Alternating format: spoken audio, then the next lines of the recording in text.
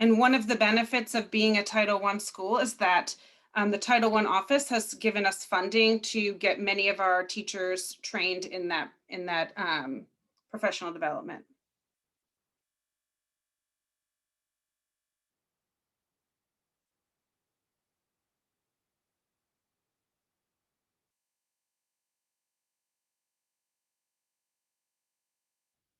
So as a math team, we can continue to coach other grade level teachers in AVMR, and hopefully we were going to see some long-term improvement in our mathematics at Herndon.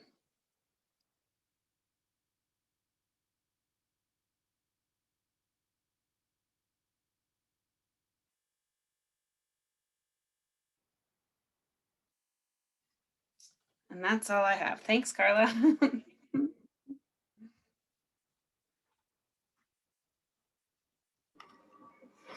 Hi, everyone. I'm Shay Hopkins. I'm the reading specialist here at Herndon, and I want to take a little bit of time to talk about how being a Title I school positively impacts our literacy team.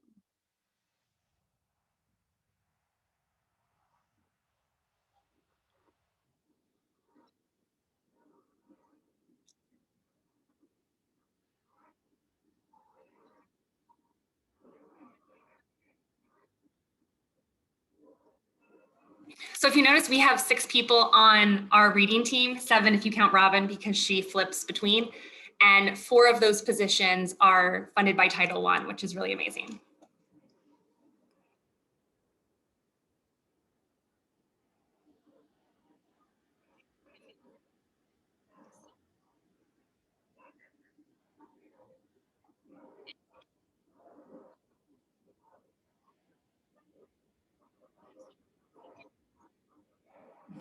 So we have, aside from myself, Christy Hardigan, who is our literacy collaborative coach for upper grades.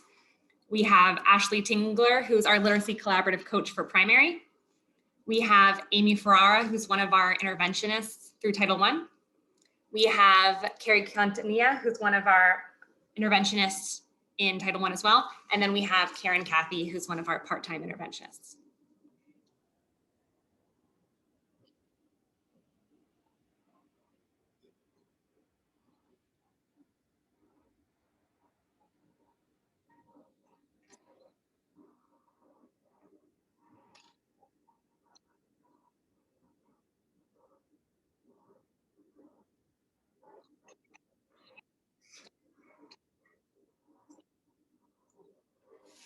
So between myself, Christy, and Ashley as literacy coaches, a couple of the things we do, as mentioned by Robin, and similar to Jamie's teams in math, are supporting teachers with planning, supporting teachers to plan CLTs, providing professional development for teams, and working with small groups to provide intervention or to collect data to help support them with further instruction.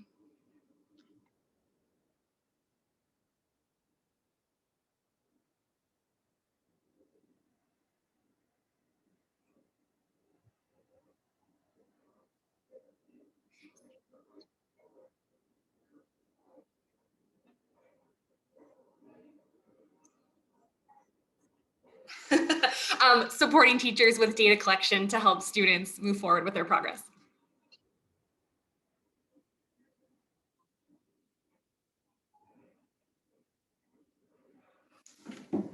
So for our interventionists, Amy, Karen, and Carrie, I work with them closely with classroom teachers to help identify students that might need extra support and help move them through the MTSS process and create schedules and groups so that we can have students, as many students as possible, have their needs met in small group instruction.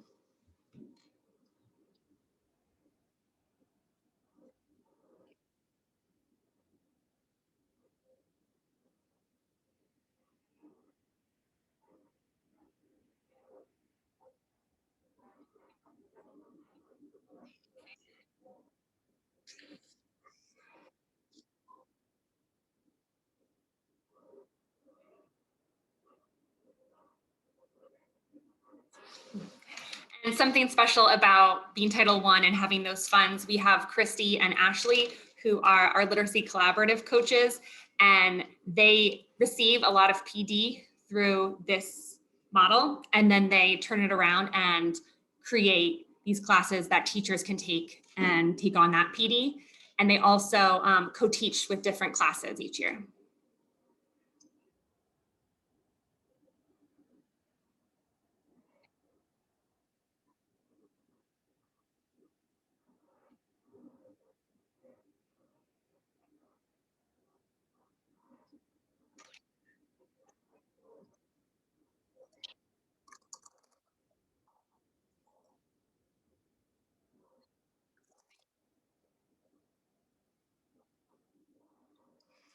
PD is professional development. Sorry, sometimes we use that. Thanks, everyone. And the nice thing about our literacy team is all of us meet with students, like Jamie was saying, in math. No matter if you're an interventionist or a coach, you're going to be seeing the students in some way. So you'll probably see all of us pop into your classes, either to pull a small group or to help co-teach with the teacher or to support in different ways.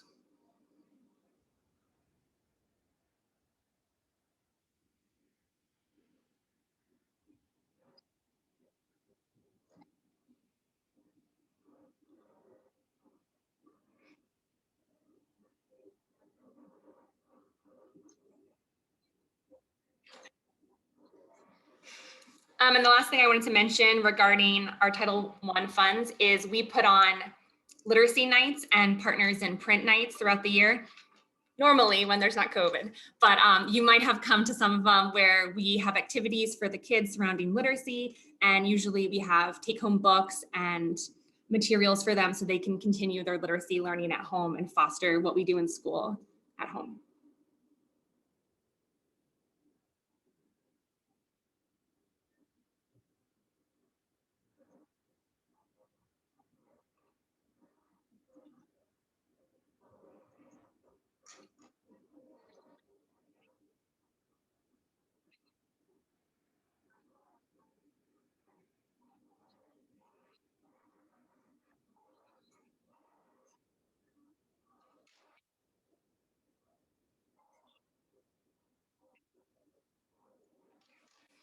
And the last thing I want to say is, just like in math, our teachers are always learning and trying to take on more knowledge and literacy as well.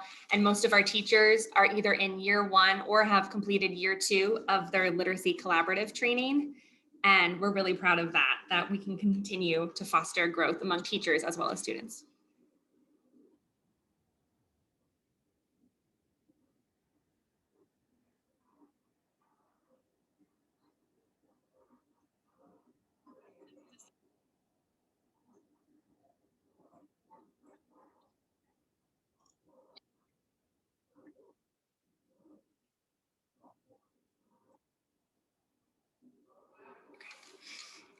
With that, I'm going to send it over to Jackie Kwan, who's going to talk about AART.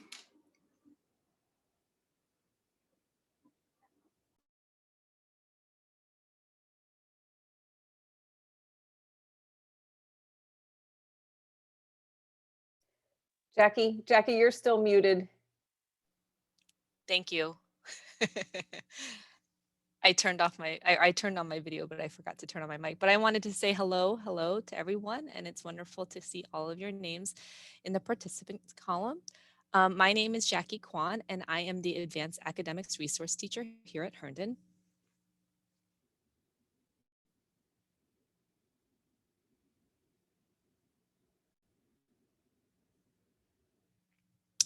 So one of the things that I wanted to talk about was one of the big initiatives of the Advanced Academics Department in Fairfax County.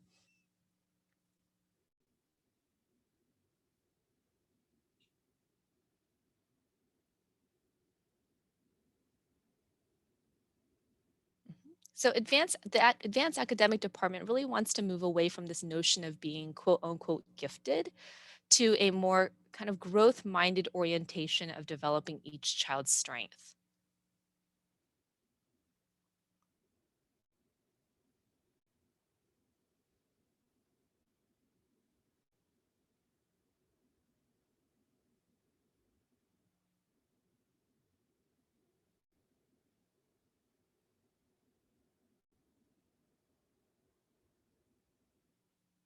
So, my job as an ART is to try and bring rigorous learning opportunities into the school and to identify and nurture the domain strengths of all students.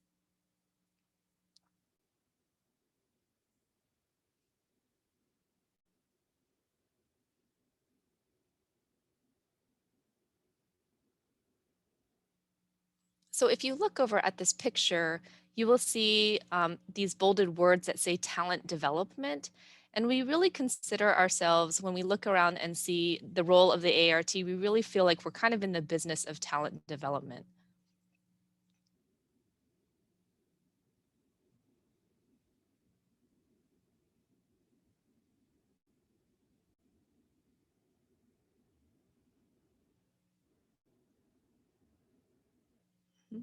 So there are many ways that we try to do this as AARTs. I do this first by coaching teams and making sure that we are trying to embed access to rigor curriculum into the classrooms.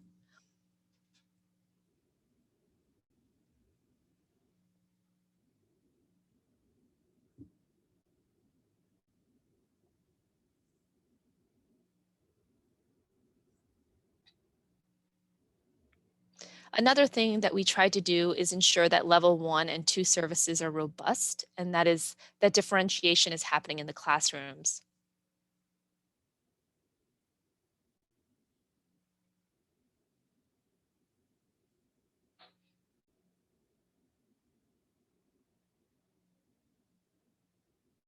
Oh, that just to ensure that differentiation is happening.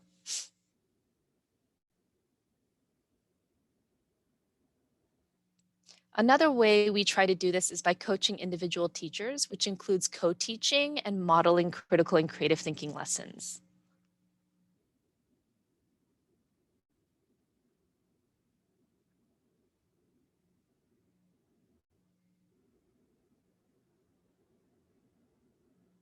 Mhm. Another thing that I try to do is provide level 3 services to identified students, which includes pull out services for specific content areas for 3rd through 6th grade students.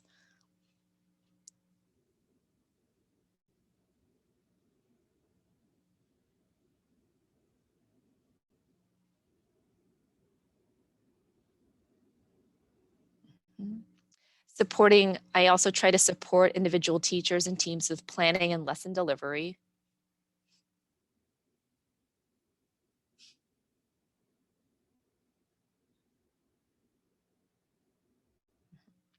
And another large part of my job is working in partnership with classroom teachers to document exceptional student behaviors and exceptional work samples that can be used for level 4 school-based screening processes.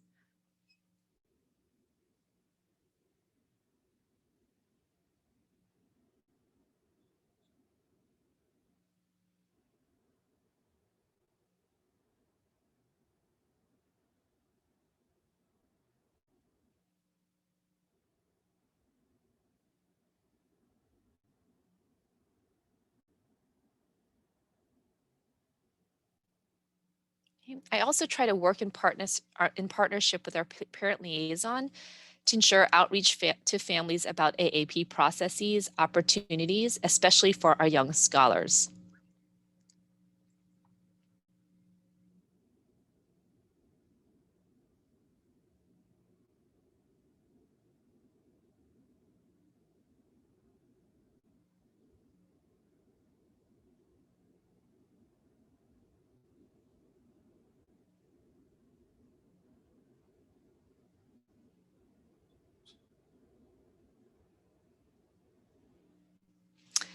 I also try to provide opportunities to develop the talent of our young scholars, and young scholars are students with advanced academics potential from historically underrepresented populations in advanced academics programming.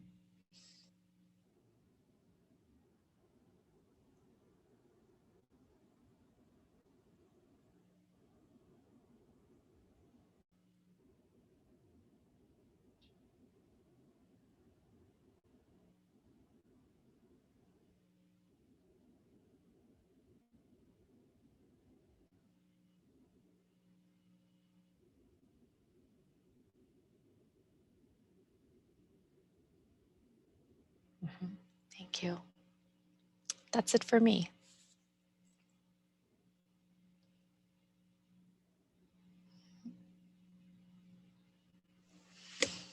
Thank you, Jackie. All right, I am back again to talk about the School Innovation and Improvement Plan.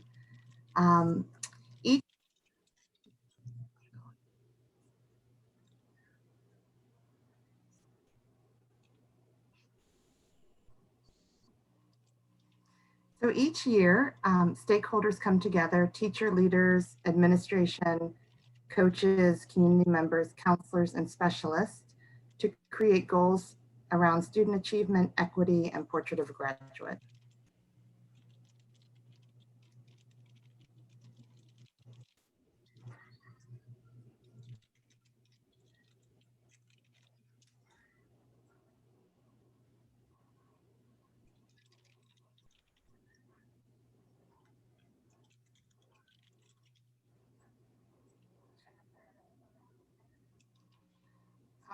To create goals around student achievement, equity, and portrait of a graduate.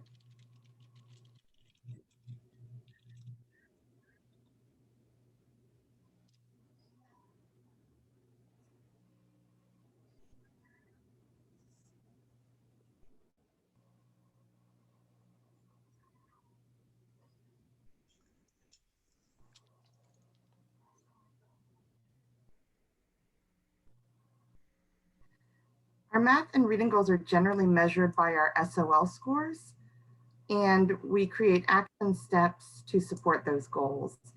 This year, our focus is on small group instruction.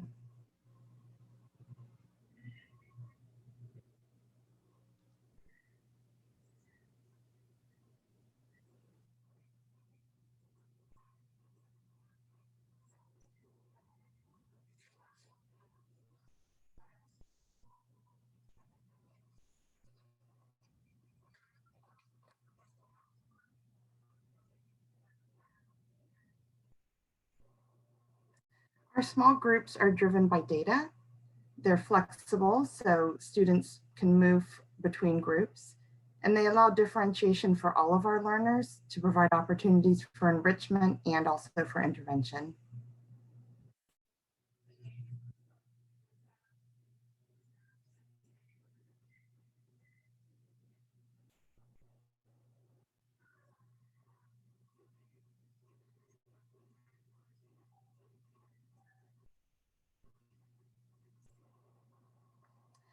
How this looks in the virtual environment might be a breakout room with students and a teacher. And when we're back in face-to-face, in the face-to-face environment, this will look like several students around a table with a teacher.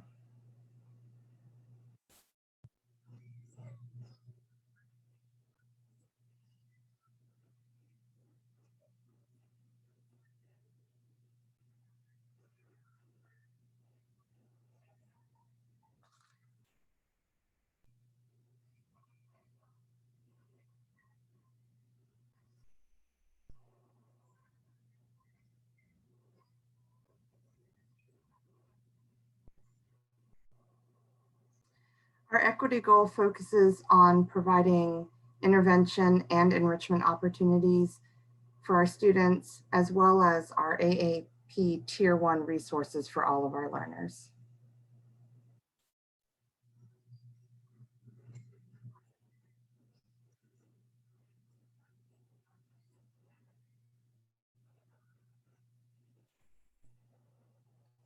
And our Portrait of a Graduate goal focuses on deepening our understanding of Portrait of a Graduate attributes and also using these intentionally in our planning for instruction.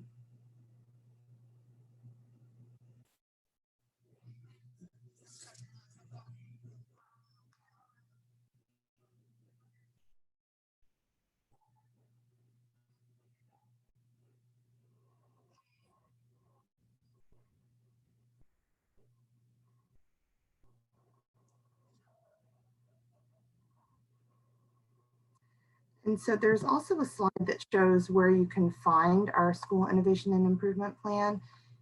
It's in the Herndon homepage. From the full menu, there's a drop down that says about. From there, you will find another drop down that says, oops, my screen is being locked.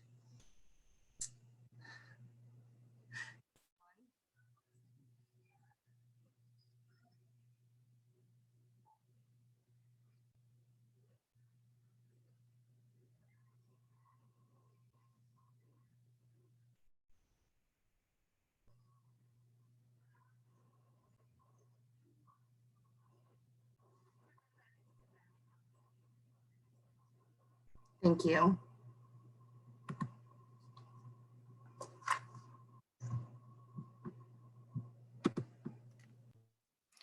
So we actually, I don't think need to spend too much time on this slide because we've mentioned a lot already about CLTs. Our CLTs are our collaborative learning teams, and that's the time that our teachers come together in grade level teams to discuss some planning. We look at assessments and data from those assessments to guide our instruction.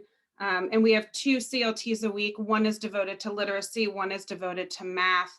And really, it's just a time for teachers to get together and talk about their instructional practices and how we can help students make progress in the classroom. Oh, sorry, Carla. I forgot you.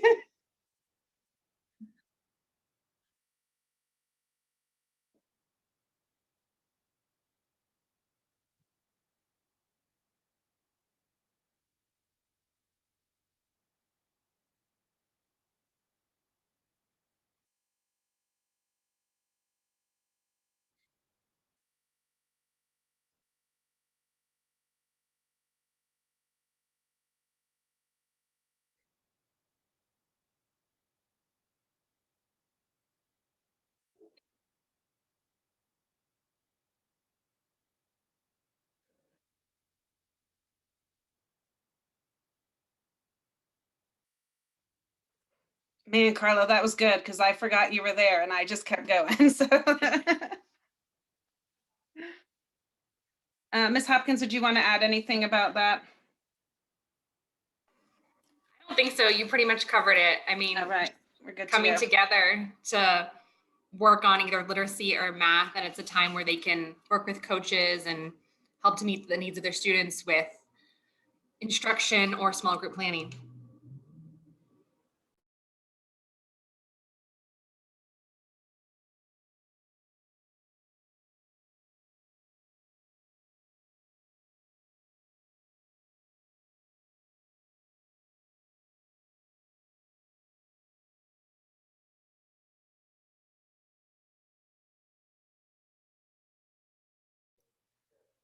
Okay, thank you, ladies. That was super informative.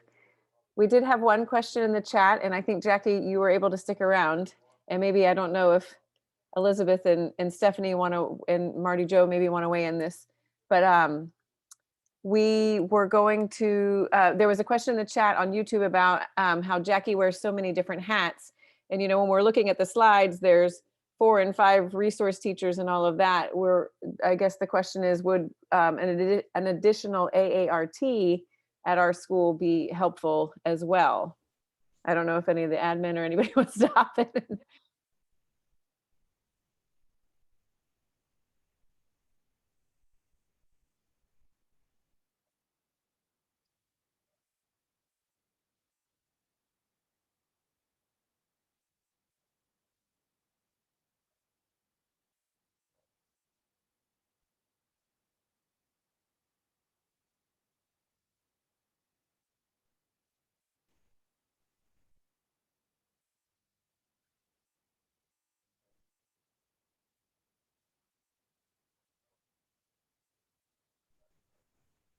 So I'll start, and Jackie and Elizabeth and Marty Joe, if you wanted to join in too.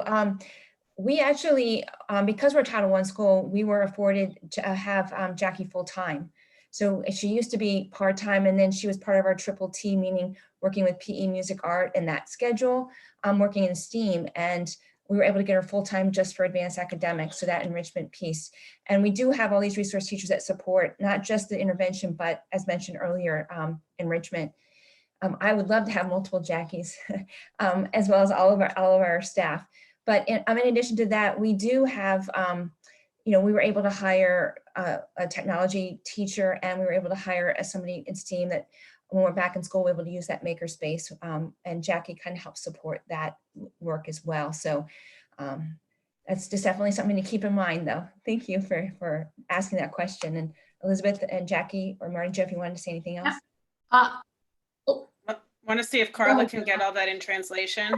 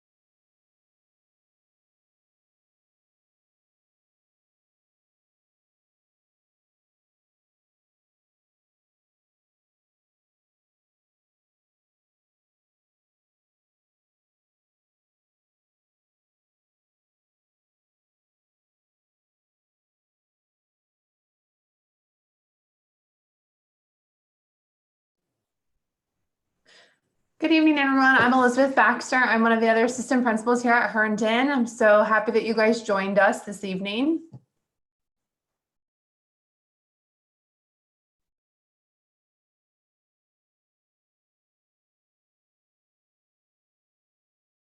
I just wanted to add on to what Ms. Almquist already shared. Ms. Kwan is amazing, and we're always in awe of what she works on.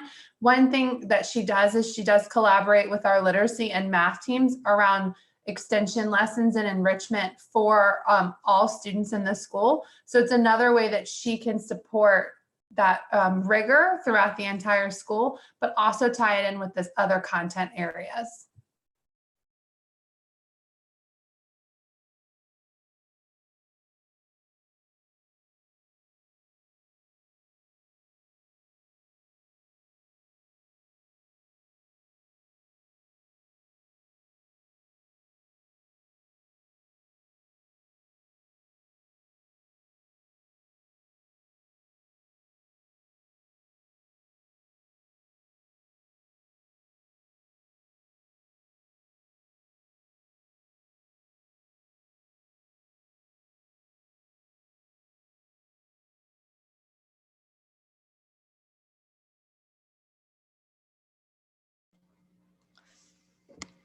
All right. Elizabeth, could I add just a statement there to you that, are. if you don't Okay. mind? Yes, please. So I was just going to add on to what Ms. Almquist and Ms. Baxter said, but I also wanted to add on to the fact that there are so many things around the school that we are all just really working on collaboratively. And so when I think about, like, for instance, there's this one prong of my job, which is young scholar implementation. And I look around and I see the team of people who are around me that are working alongside me to, like, identify. We have the ESOL teachers, we have Sarah librarian. I feel like she is essentially an ART in so many roles. In fact, like, one of the things that I've been doing is pushing into classrooms. So for this quarter, I pushed into 3rd through 6th quarter, but then I asked her, now that can you take over the K through 2 schedule, but can you do primarily critical and creative thinking? And so now she's doing her library lessons, but with that critical and creative thinking lens. So it's just so nice to be able to work alongside all of our teachers, the STEAM teacher, Mike McHenry, Mr. Mosley, Mr. Falke, of course, Ms. Bryant, to be able to work together to do the job that I'm doing right now. But all that to say is I would love another ART. So I'm just going to say that.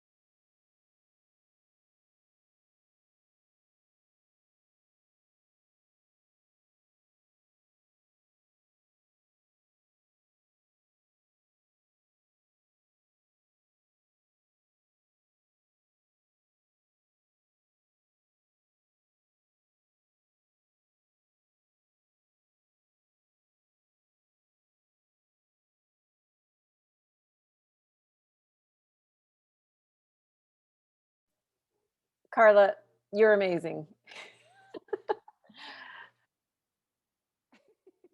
All right, I don't see any other questions. So at this point, we're going to move on to our next item in the agenda, which is a hello from Miss Marty Jo Jackson, our interim principal. So Marty Jo, if you want to turn on your camera, there she is. Hello.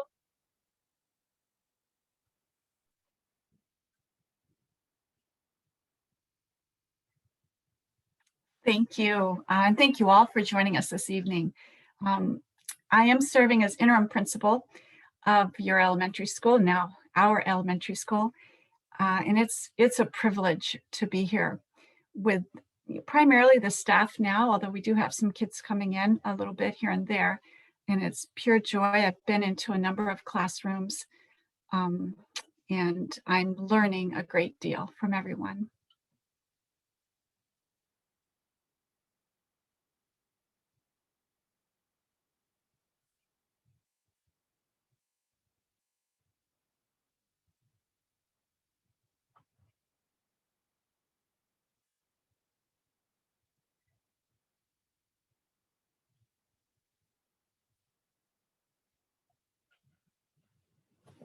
And I'd like to echo, I noticed Martina Willis put in the chat some remarks that I won't try to capture as eloquently, but essentially what she said was what she hears this evening is so inspiring from this staff.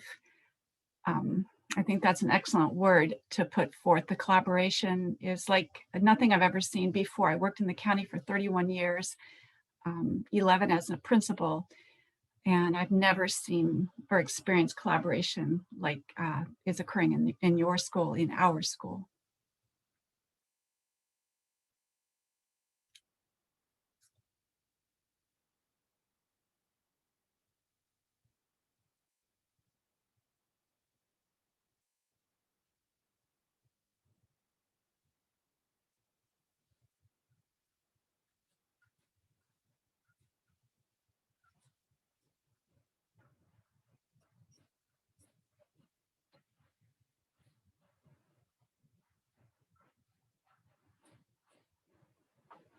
And I guess I will conclude with, I'd like to express publicly gratitude to Stephanie and Elizabeth. They have really honestly taken the lion's share of responsibility.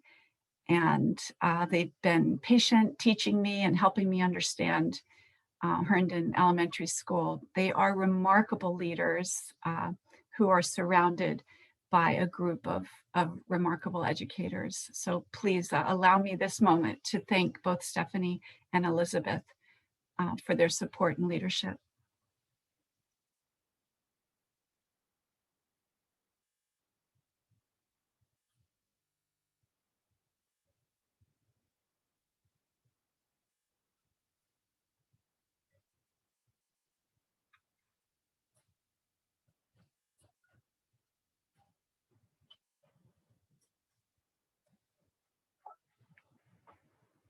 Thank you. Right. Thank you, Ms. Jackson.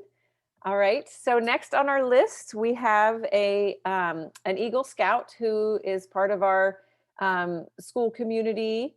And so Nordine, I'll invite you to come on. He has a Eagle Scout project that he is hoping to complete on the trail back behind the soccer fields. So he's gonna just give us a quick overview of what that project would look like. Thanks, Nordine.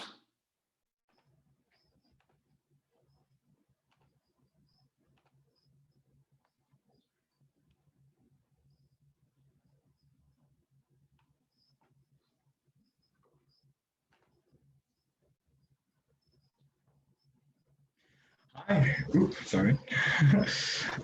Hi, I'm Nordine, and this is my presentation about the Communal Forest Project.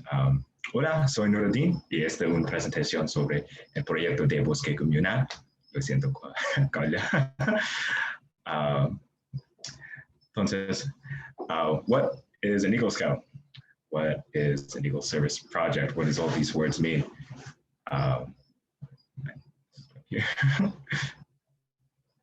No, it was just for the one. So that's the extent of my Spanish.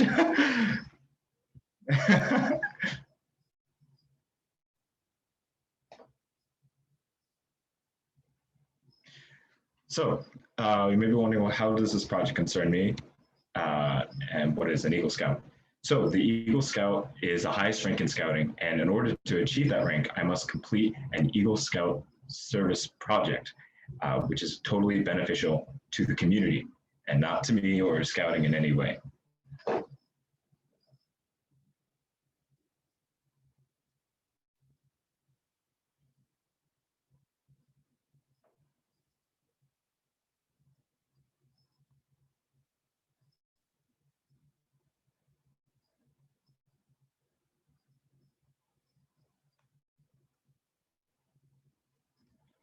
And you are the community I want to give back to and serve.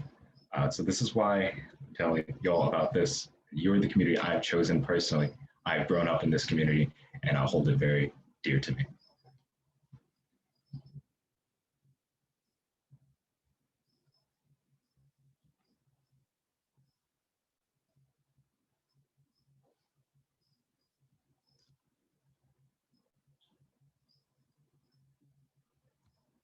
So a little bit about myself. I'm Nurdeen Abdul Rashid. I'm an up-and-coming Eagle Scout of Venturing Crew 114. Venturing is just another subsection of Scouting, and I will be working for you on behalf of the entire community.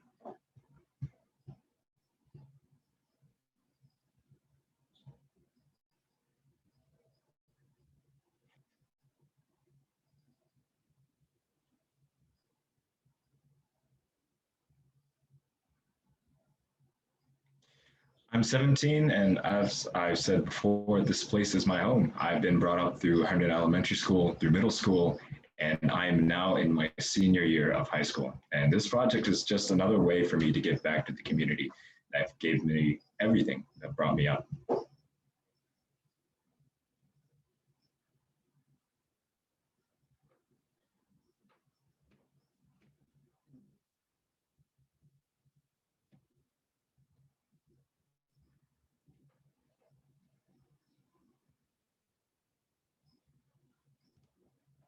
So what is the project? So I'll tell you what the project is and a bit what it isn't. I am lighting the path behind the school. It's a black asphalt path, and there will be 25 posts in total, stringing the entire path. 12 of them will be used to light the path with solar-powered LEDs. The other 13 will be having plaques that serve as compact information outlets. Oh, Carla, translate.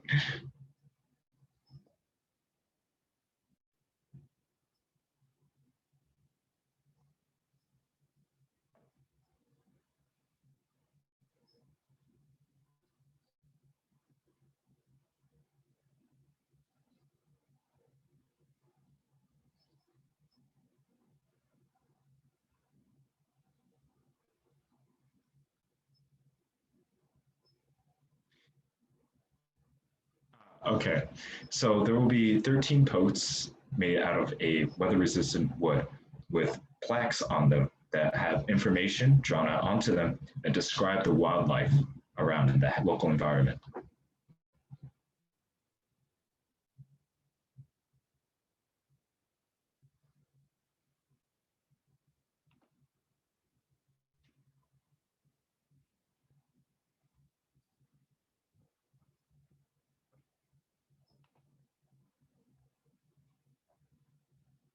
In addition to this, we as a group will get to decide a name for the Forest area, or at least we'll put a sign there. That's the goal. There will be more details about that past later on, but that is something to look forward to.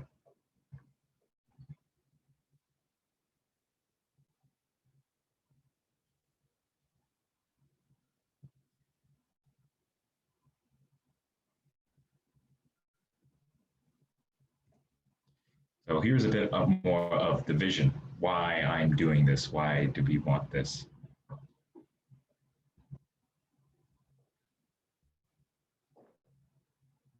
I want to promote a sustainable mindset and an active mindset for those who walk along this pathway. This pathway, this project is mainly aimed towards the youth of the elementary school. So in collaboration with PTA just makes a lot of sense.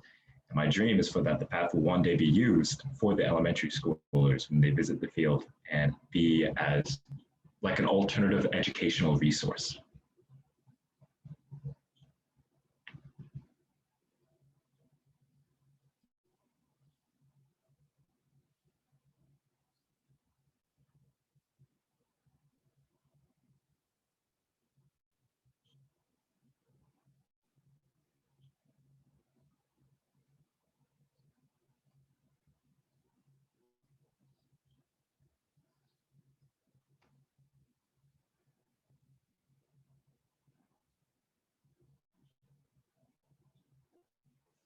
It also will not just be for the youth, it has other people in mind. For the near passersby, it will provide the lights to keep them safe as they walk through the path. I remember when I would come back home from wrestling, I would have to walk through this path. Not saying that I was scared, but I could definitely see how other people would be scared of a very dark forest. So I think it would provide a good amount of safety and comfort having these little solar paneled lights lighting the way.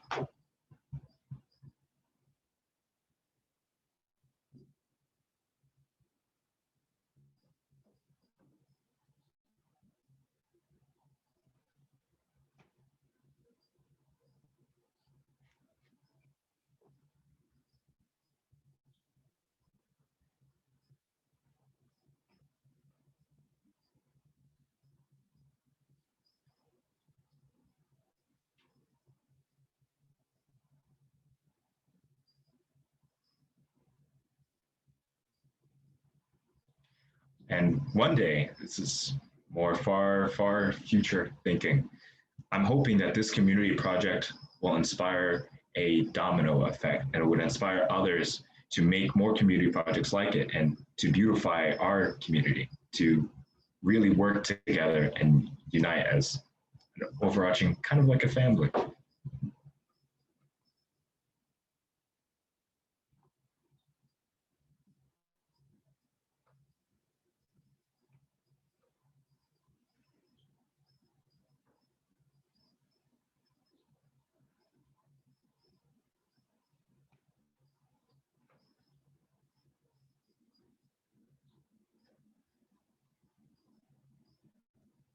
So, where is the project now?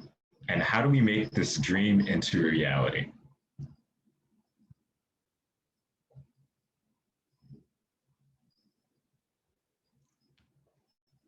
So, here are the steps we've taken so far. Step 0 is proposition, is giving the idea.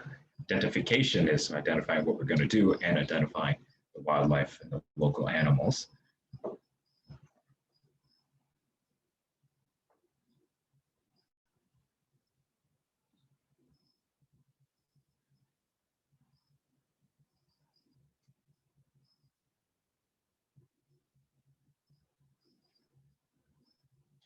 Currently, we're on schematization.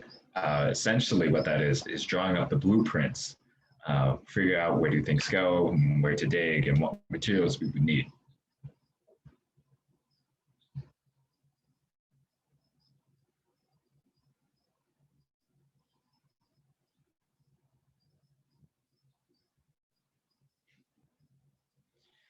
What will be next? Our next step is prototyping, which is testing out more tangible examples, say making a post and putting it in the ground, see how it is, to see if there's any faults in the planning. This way we can manage risk a lot better.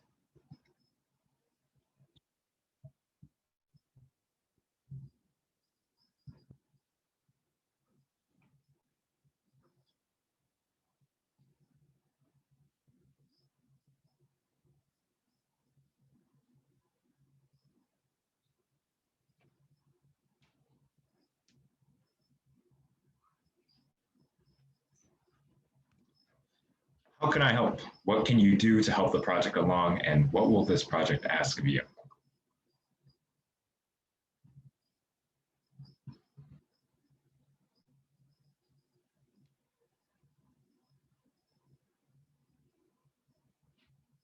Well, there's a few ways to help. You could spread the word of this project. can give tax-deductible donations. You could volunteer for service hours or lend equipment, and you can help identify the wildlife.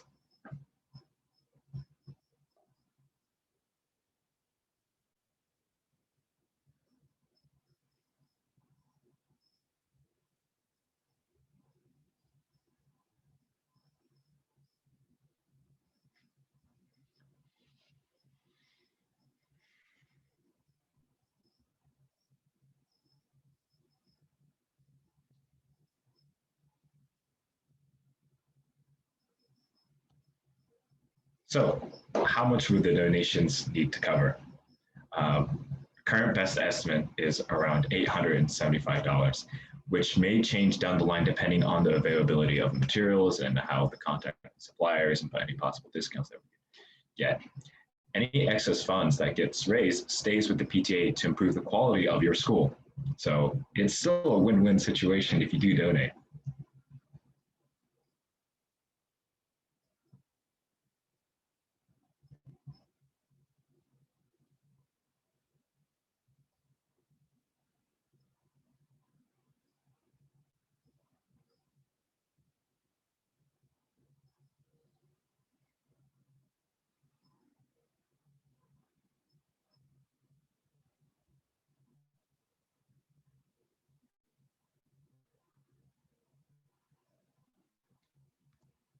What kind of equipment would be used?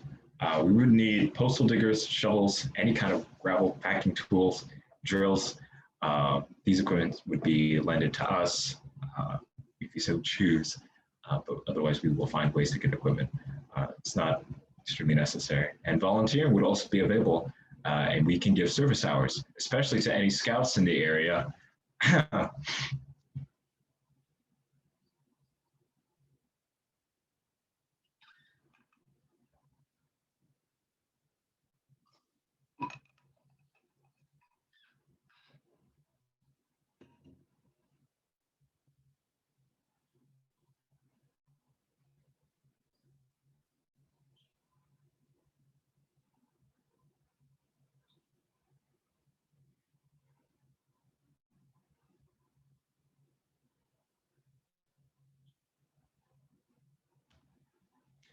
So how do I identify the wildlife? Well, there is an app called iNaturalist, and it's what I personally use. It is free, and it's made in part with National Geographic, and it helps to share and identify the plants and animals.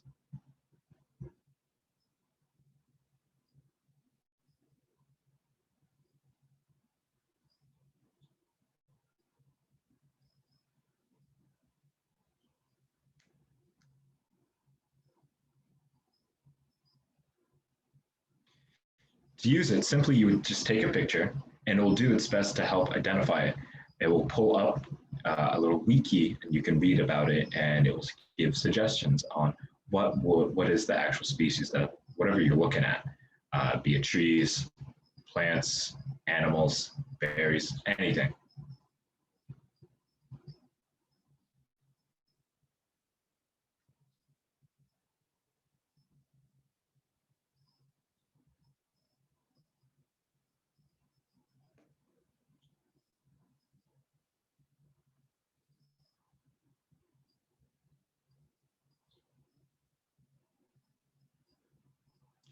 If you choose to share the location publicly, it'll mark it for other people to see.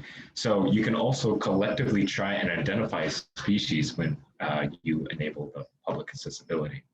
So this is also how I and the rest of us who are working on the project would be able to see and help, we'll be able to see what wildlife has been identified.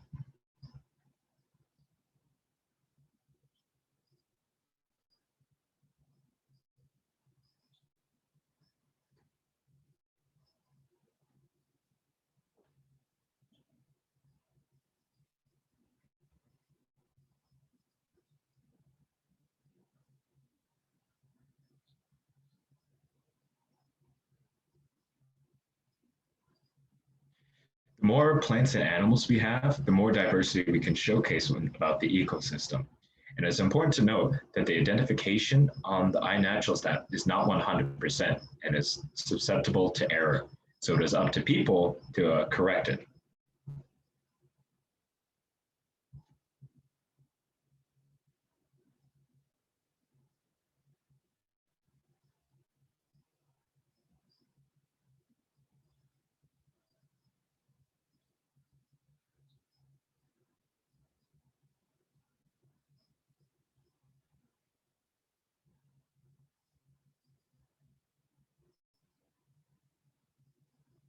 Additionally, one last note about the iNaturalist. In order for it to be verified by an expert, enough people will have to try and ID the same plant or animal species.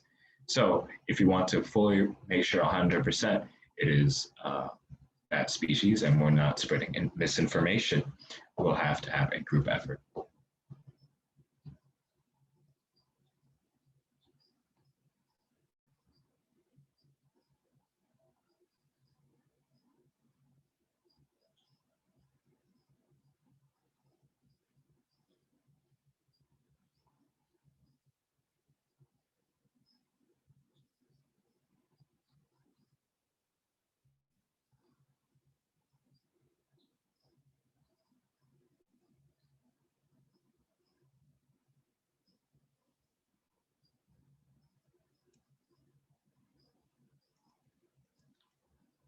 So lastly, you could spread the word. You could talk about this with your neighbors or spread it in the fellow community, anyone who might be interested in helping. And also staying in tune with the PTA communication channels, i.e. this live stream and meetings. And that will allow more opportunities to spread information about what's happening, the current status of the project, what we need help in, and that would speed up the process a lot more.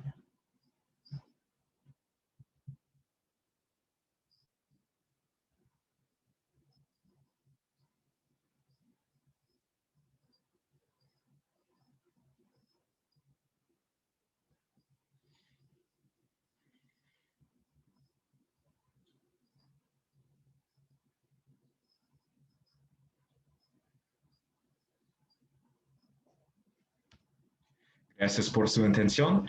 Feel free to ask any questions. Thank you for your attention. Thank you. Feel free to ask any questions. I'm sorry, switching languages messes me up. Feel free to ask any questions now, and any questions that not answered now could be emailed at this address, and we will answer them.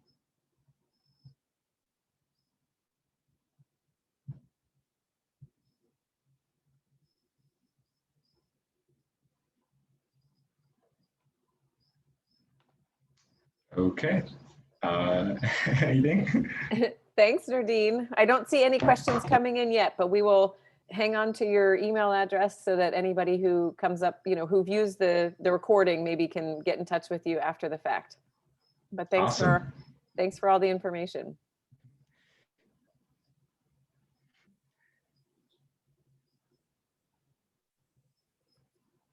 Thank you for translating, Carla.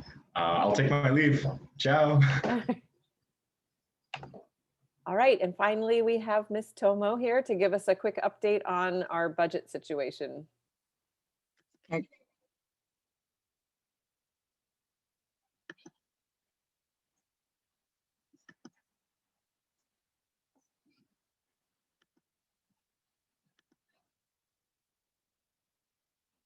Great, thank you so much, Sarah. Hi, everyone, I'm Tomoko, and I'm just here to briefly update you on our budget. So we'll just go ahead and get started.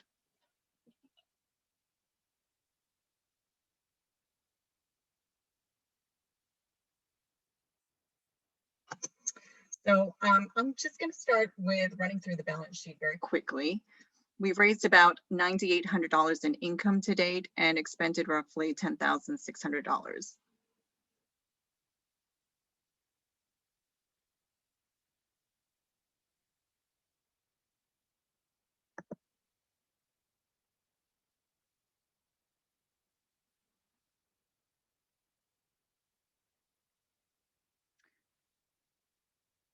We've raised about $9,800 in income, and we've spent about $10,600 to date.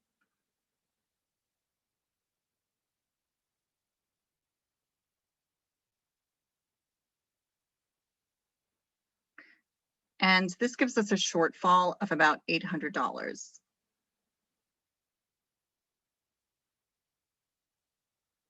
And I just want to point out that we expected the shortfall this year. So I don't want you to be alarmed that we're seeing a shortfall on paper here, virtual paper.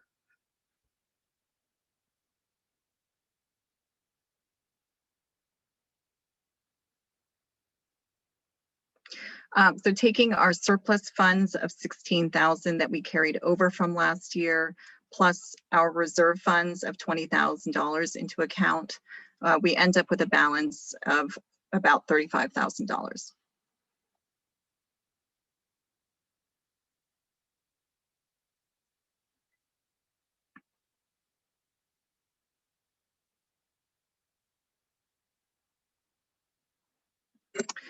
So moving over to our income sources, I'm just going to go ahead and give you the less than good news first, because I always like to know the bad news before I hear any good news.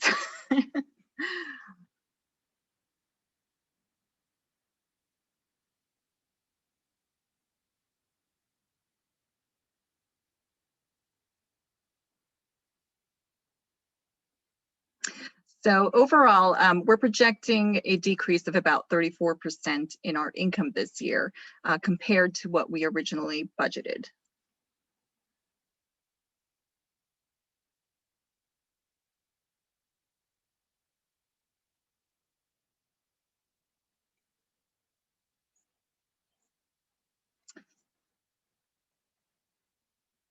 So what does this mean in monetary terms? If you look at the bottom of this slide, you'll see that we budgeted to raise 24,000 this year.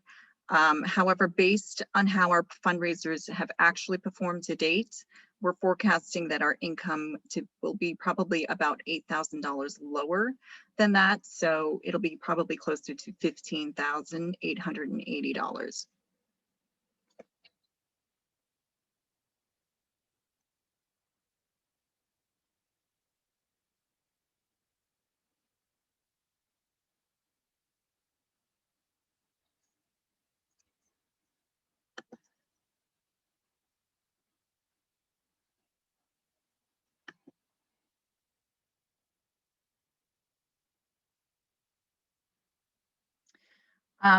Now, it is possible that our forecast is wrong and that when schools open up in another month or so and the economy starts churning again, that we may make up ground that was lost in the fall with our fundraisers. And it's also possible that unicorns and mermaids may fall from the sky, dropping $8,000 into our laps. So, I'll let Carla, you can go ahead and translate that.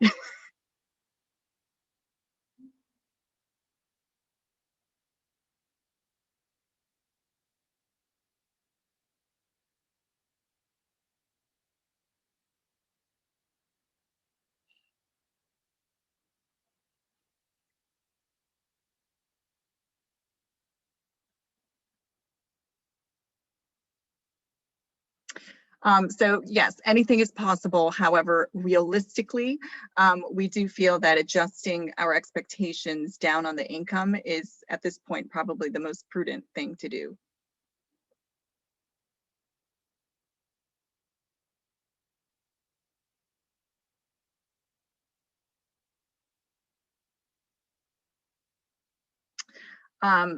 Now, it's not all gloom and doom here. We do have programs and fundraisers that have met what we've budgeted, or they are on track to achieving those budgeted numbers.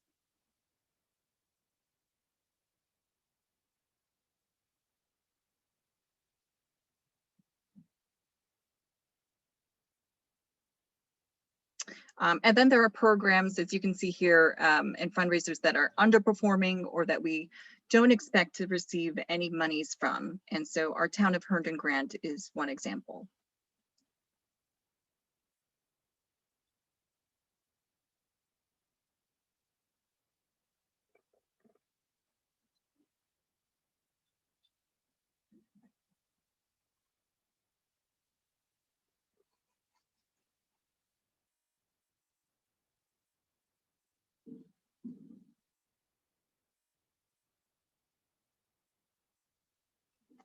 So I'm not going to walk you through each one of these fundraisers and the performance to date, but I will point out that we have received, significant in-kind donations of books for our library from a few community sponsors.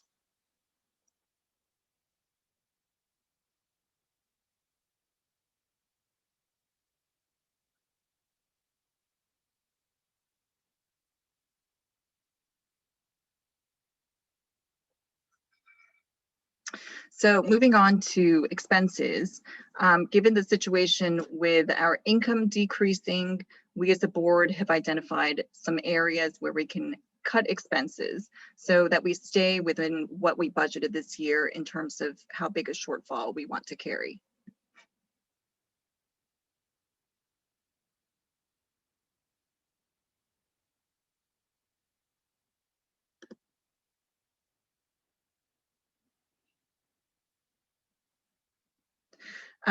So again, looking at what this means in monetary terms, if you take a look at the bottom of this slide, you'll see that we budgeted to expend about 34,000 this year. And so now we're adjusting that down by about 8,000 to around $26,000 in expense.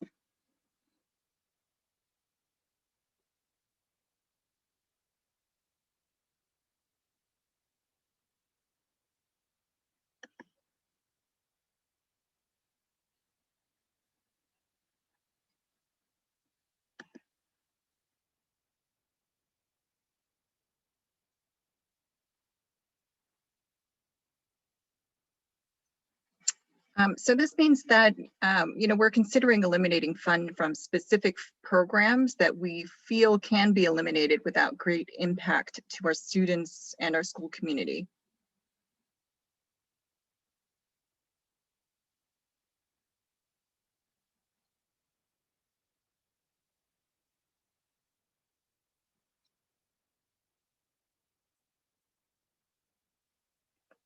And so you can just see I've listed a few of those potential programs here, programs that may be cut, along with programs that will continue to fund.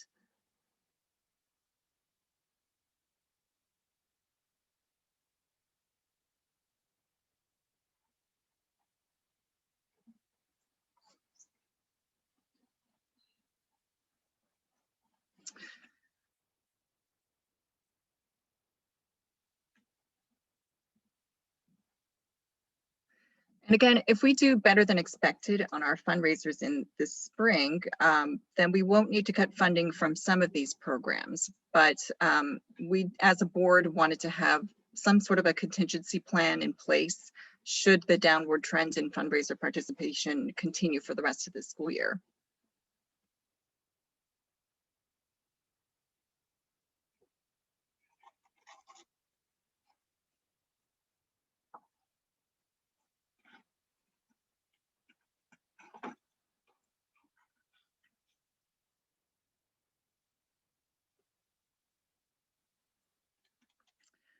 So we'll keep you updated at some subsequent meetings on just how we're doing against our budget.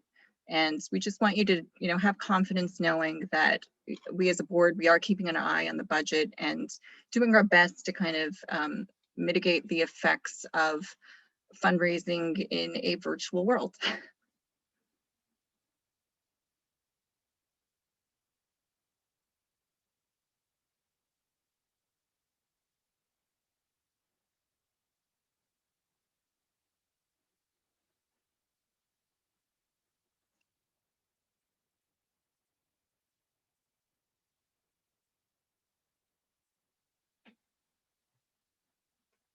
And so now I'll just open up the floor to any questions if anybody has anything that they would like to discuss.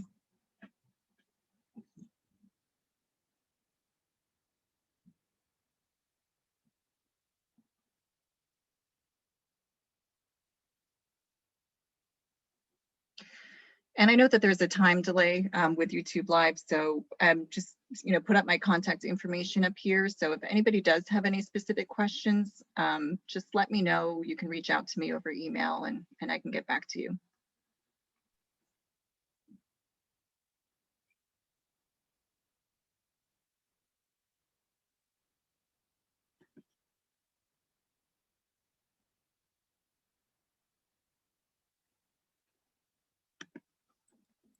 Right, thank you, Tomo. I don't see any questions coming through yet, but we are all now watching for unicorns and mermaids. So That's good. We need them.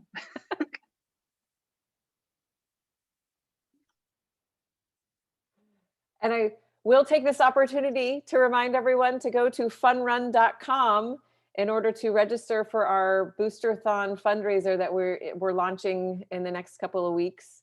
And hopefully we'll have some more YouTube videos for you on how to make that happen. And we have some, even though, you know, the money's not coming in, don't worry, we're going to find some ways to make sure fun things happen for the kids.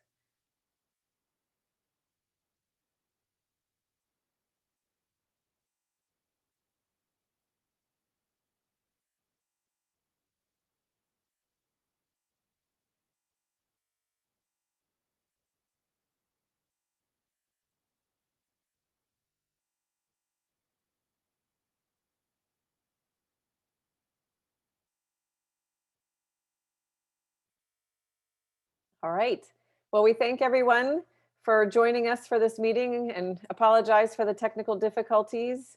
But you know, if we don't try it, we're never going to make it work. So we'll see what happens for our next meeting, which will be in March, I believe. Maybe we can make things work. But thanks everyone for being here. Sorry, Carla.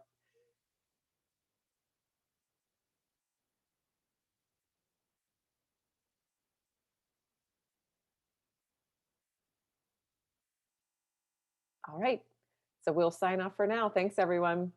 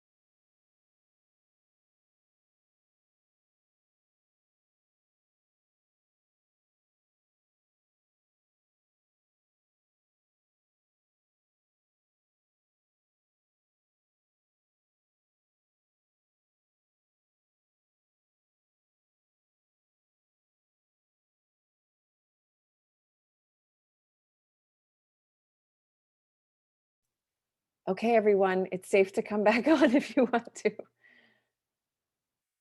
to. Oh, Carla, oh my gosh, that was amazing. Thank you so much.